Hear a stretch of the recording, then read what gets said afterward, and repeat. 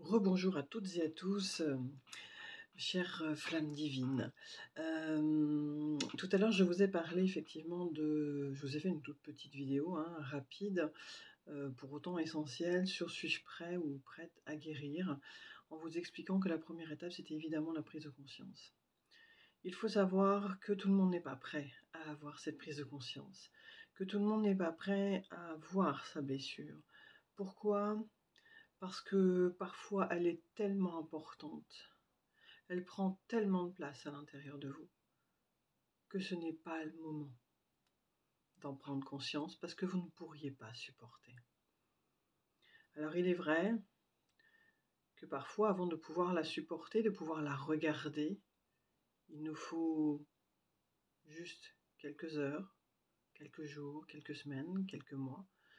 Mais il est vrai aussi que parfois il faut des années, parfois même il faut plus d'une vie. Alors évidemment, c'est pas très rassurant de vous dire ça, mais c'est la réalité. Il arrive que certaines blessures sont tellement souffrantes, qu'il nous est impossible de la supporter. C'est le cas notamment, parfois, hein, malheureusement, pour des personnes qui ont subi des viols. Voilà. Et l'inconscient préfère oublier pour sauvegarder, et je dis bien pour sauvegarder la personne. C'est pour lui permettre de vivre, parce que sinon ce serait insoutenable. Il y a énormément d'horreurs comme ça dans la vie, qui sont insoutenables et qu'il ne faut pas aller réveiller.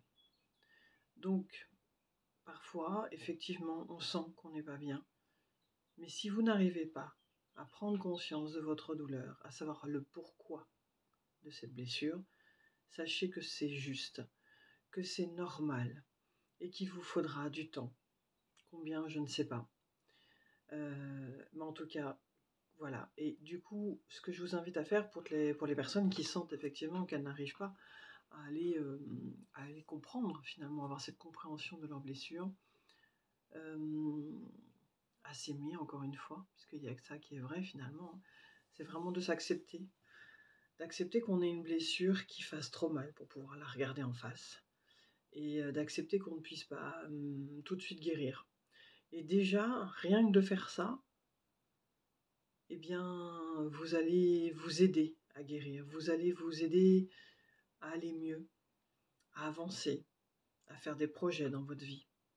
Parce que vous saurez que cette blessure, elle est là, et vous saurez comment elle sera provoquée, effectivement, parce que vous aurez vu les stimuli extérieurs, et peut-être même intérieurs, parce que souvent, notre petite voix intérieure nous dit des méchancetés. Pour autant, vous serez capable de l'identifier. D'identifier ça, ce qui entraîne que votre blessure s'ouvre, d'accord? Et si vous ne savez pas pourquoi, c'est pas grave. Parce que vous ne pouvez pas savoir, ça arrive.